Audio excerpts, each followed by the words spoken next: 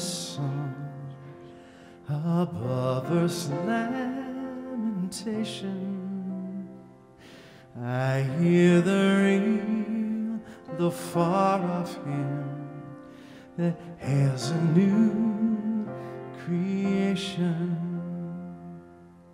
No storm can shake my inmost calm, while to that rock I'm clinging, since love is Lord of heaven and earth. How can I keep from singing through all the tumult and the strife? I hear that music ringing. It sounds and echoes in my soul. How can I keep from singing? No storm can shake my inmost calm, while to that rock I'm clinging, since love is Lord of heaven and earth. How can I keep from singing? No storm can shake my inmost calm, while to that rock I'm clinging, since love is Lord of heaven and earth. How can I keep from singing?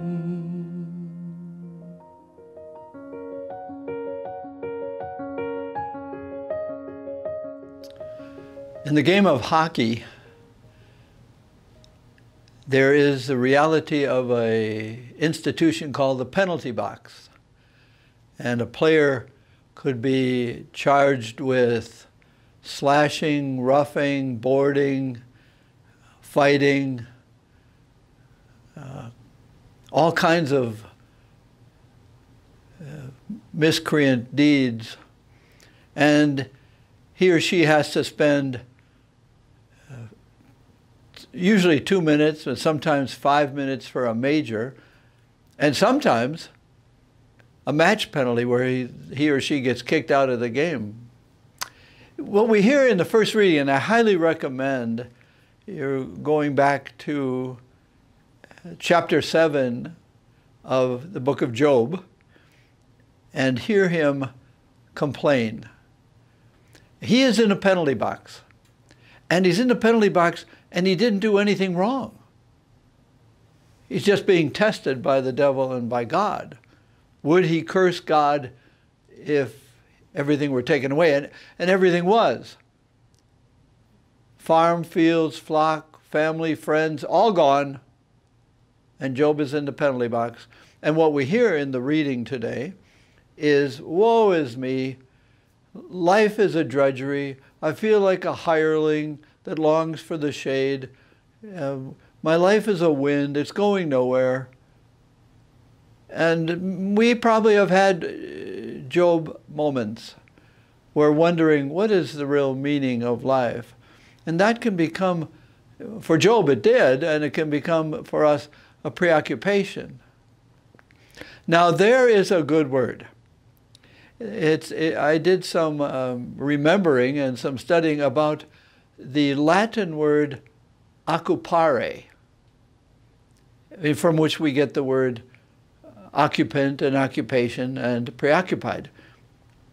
But the real meaning of occupare is to want to get to a place before somebody else gets there.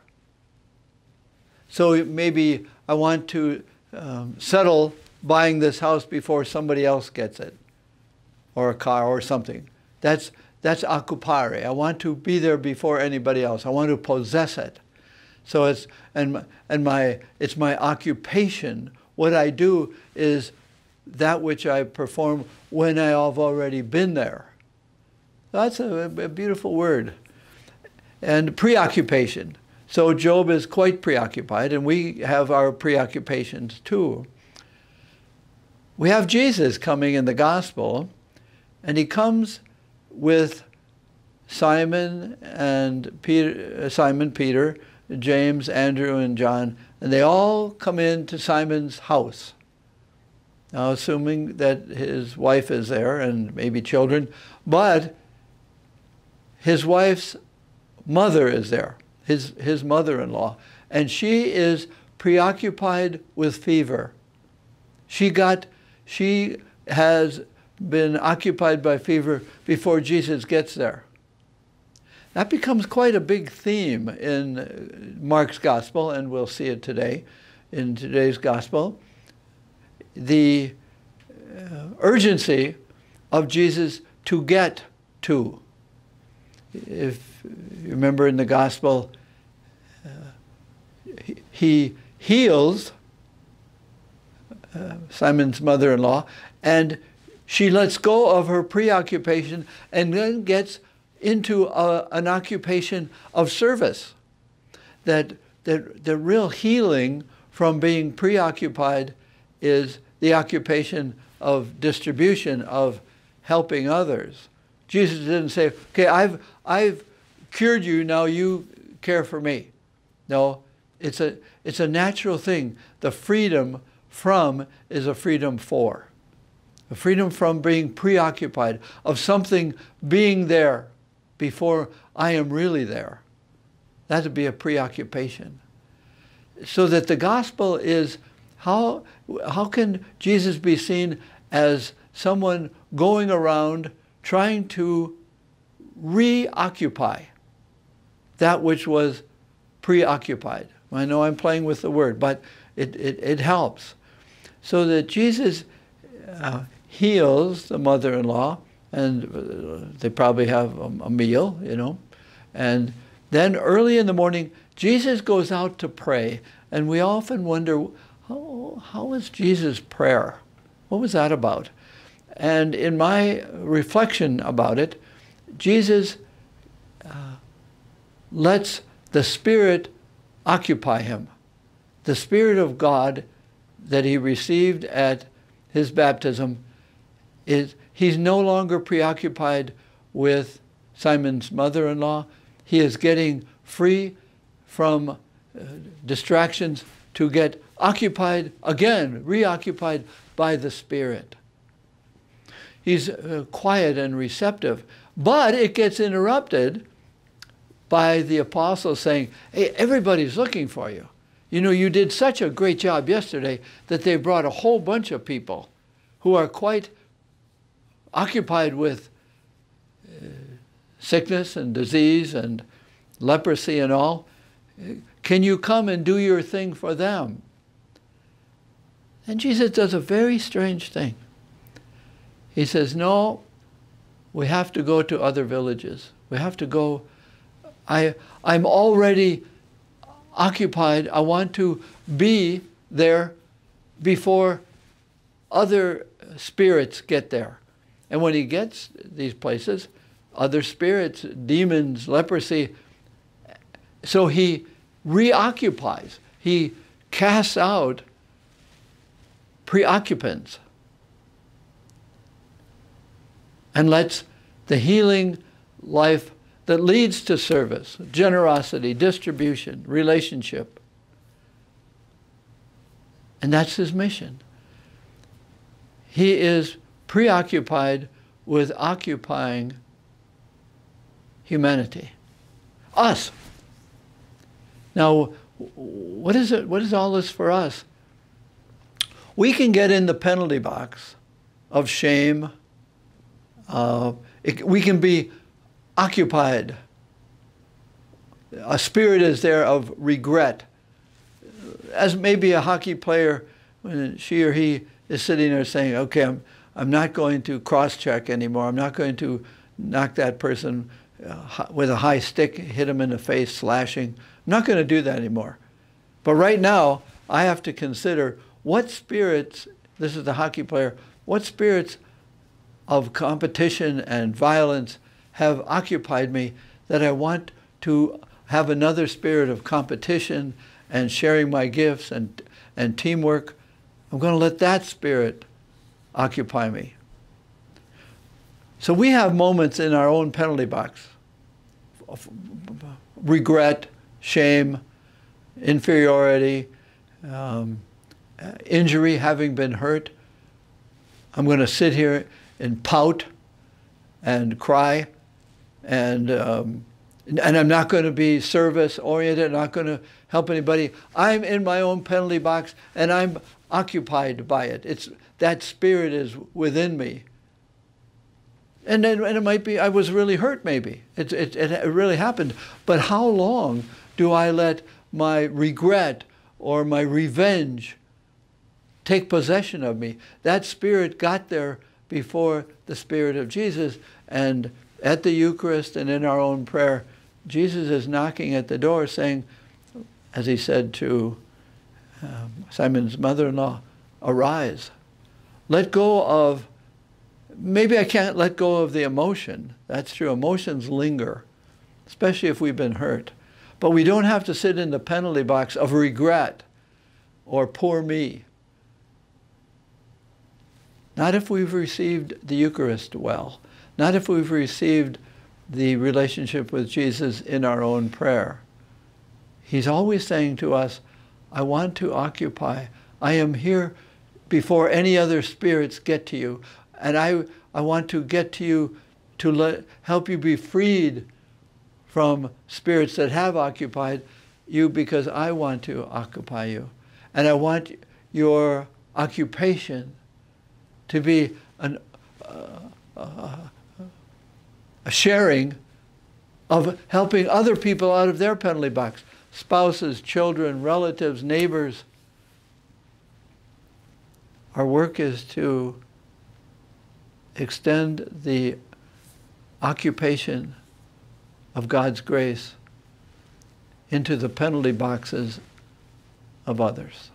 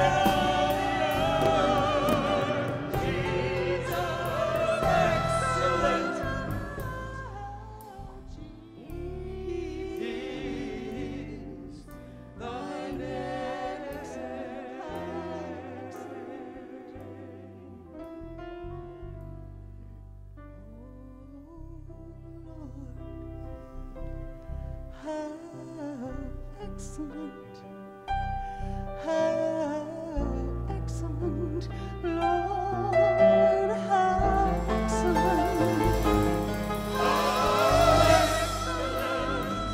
excellent is thy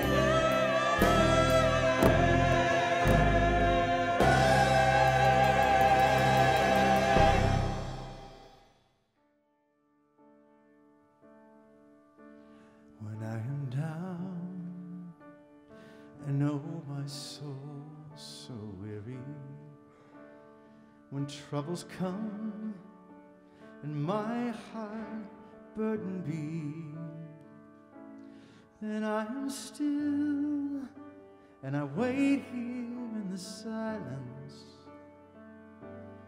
until you come and sit a while with me.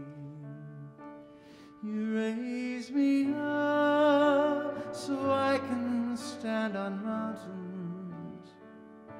You raise me up to walk on stormy seas. And I am strong when I am on your shoulders. You raise me up to more than I can be.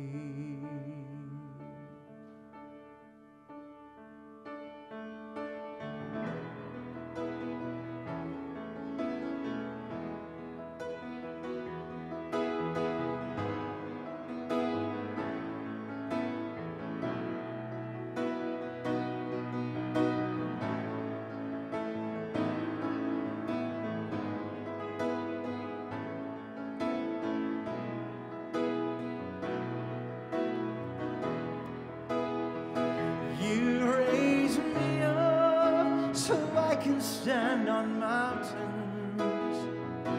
You raise me up to walk on stormy seas. And I am strong when I am on your shoulders. You raise me up to more than I can be.